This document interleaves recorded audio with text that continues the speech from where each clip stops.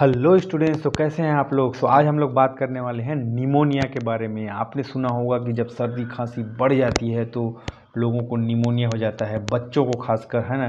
फिर हम उसको मतलब भाप देते हैं, विक्स लगाते हैं और जो भी मतलब एंटीवायरल और एंटी बैक्टीरियल एंटीबायोटिक्स वगैरह देना पड़ता है। बहुत सीवियर हो जाती है केस, है ना। सांस नहीं आता है, फेफड़े ब्लॉक हो जाते हैं वगैरह वगैरह।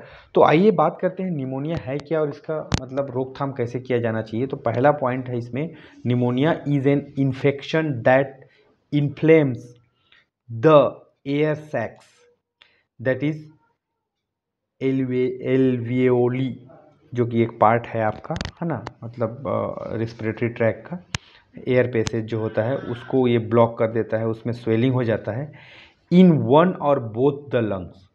ठीक है, एक फेफड़े में या फिर दोनों फेफड़े में हो सकता है, causing them to fill with fluid और मे बी पस।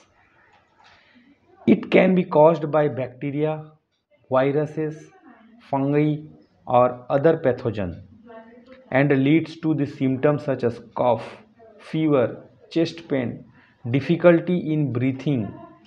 ये सब हो सकता है। तो हम जैसे कि देख पा रहे हैं कि इससे एल्वियोली जो है, मतलब जो that is the one part of the lung, तो बहुत दो लंग होते हैं हमारे, तो दोनों में, एक में भी हो सकता है, दोनों में हो सकता है, जिसमें मतलब पानी भर जाता है, फ्लूइड भर जाता है, पस भर जाता है, पीप जिसको बोलते हैं वो भर जाएगा, जिससे बहुत ज़्यादा दर्द देगा।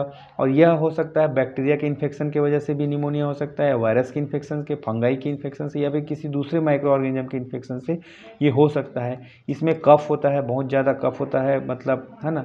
उसके बाद बुखार आएगा, चेस्ट पेन, छाती में दर्द होगा और सांस लेने में तकलीफ होती है।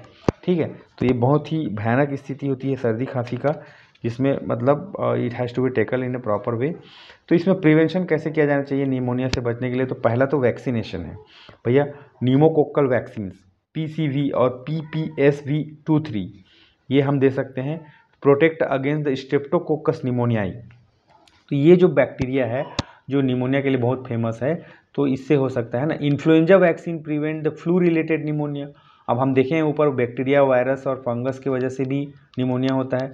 तो ये मतलब कुछ वैक्सीन के नाम यहाँ पे दिए हैं जिससे हम काफ़ी हद तक निमोनिया होने से बच सकते हैं। Hand hygiene and respiratory equity, है ना, इटिक्विटी। ठीक है, washing hand frequently and covering mouth and nose when coughing and sneezing.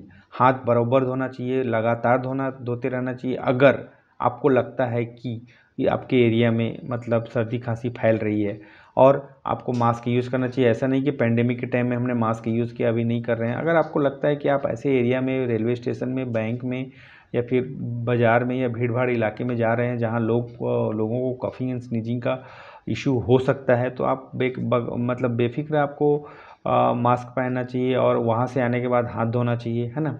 Reducing indoor air pollution, अब यहाँ से भी हो सकता है क्योंकि भैया वायरस तो वाटर मतलब एयर में ट्रैवल कर सकता है, हमने देखा है कोरोना के टाइम में, है ना। अवॉइडिंग स्मोकिंग, अब लोग क्या है घर में ही सिगरेट पी रहे होते हैं, है ना। क्लीन कुकिंग फ्यूल्स, कई बार क्या होता है कि लकड़ी से खाना बनता है, हालांकि आजकल ये सब नहीं है, और केरोसिन से खाना बनता है, तो वहाँ से भी मतलब एयर पोल्यूशन हो सकता है ना। Proper ventilation has to be there so that we can have the proper breathing exercise and all those things. Good nutrition and breastfeeding, proper nutrition has to be there including exclusive breast feeding for the infant. ये होना चाहिए, इस चीज़ का ध्यान रखेंगे तो हम आपको मतलब बच्चों को या अपने आप को इस चीज़ से मतलब सफ़र होने से बचा सकेंगे काफ़ी हद तक। कंट्रोल, अगर किसी को निमोनिया हो गया या हो रहा है या होने वाला है तो कैसे करना चाहिए control. Early diagnosis and treatment, जैसे कि जितनी जल्दी वो पता चलेगा कि निमोनिया है, हाँ, तो उसका ट्रीटमेंट उतना अच्छे से हो पाएगा। अगर केस अगर सीवियर हो जाएगा तो वहाँ पे फिर मुश्किल होता है फिर, है ना। Prompt use of antibiotics for the bacterial pneumonia और antiviral for the viral pneumonia. अब किस तरह का निमोनिया है वो आपको डायग्नोसिस से पता चलेगा कि बैक्टीरियल इन्फेक्शन है कि वायरल इन्फेक्शन है। उसके हिसाब से आप एंटीबायोटिक या फिर एंटीवायरल ले पाएंगे, क्योंकि डायग्नोसिस के बाद ही ट्रीटमेंट चालू करने से वो सही तरीके से हम उसको बीमारी से लड़ पाते हैं। Hospital care for the severe cases, अगर किसी को बहुत ज़्यादा सांस लेने में तकलीफ हो रही है, कोरोना के टाइम में हमने देखा है कि लोग निमोनिया तक पहुँचे हैं और वहाँ से डेथ भी हुआ है ना।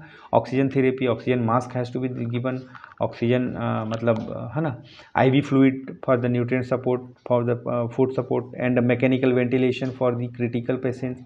तो वेंटिलेशन में डाल देते हैं और वहाँ से बहुत कम लोग ही बच के आ पा रहे थे उस टाइम पे, है ना। तो ये बहुत हद तक लोगों को बचाने में सहायक होता है। ये करना पड़ता है जब सीवियर हो जाता है केस, है ना, बहुत गंभीर हालत से निमोनिया रहता है, सांस नहीं ले पा रहे हैं, कफ भर गया है, पूरे फेफड़े ब्लॉक हैं। ऊपर हमने देखा थी कि एलियोली, है ना, एल्वियोली, तो उसमें ब्लॉकेज हो जाता है। Isolation and infection control measures, ठीक है, isolating the contagious patients and using protective gear like in health care settings, ठीक है।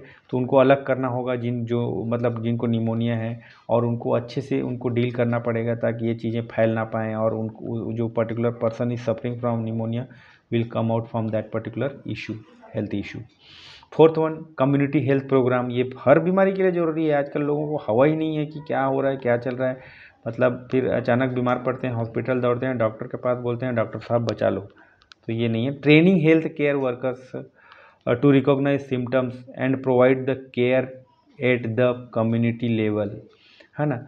तो जो ट्रेनिंग है, जिनको पता है कि निमोनिया कैसे होता है, क्यों होता है, किससे होता है, क्या क्या प्रिकॉशन होने चाहिए, तो ये that has to reach to the public, like awareness has to be there, then only it can be able to tackle. तो ये है निमोनिया, बहुत ही गंभीर बीमारी हो सकती है। लोगों को सर्दी खांसी जगह आप ध्यान नहीं देंगे, वो बढ़ते जाएगा और निमोनिया हो सकता है ना।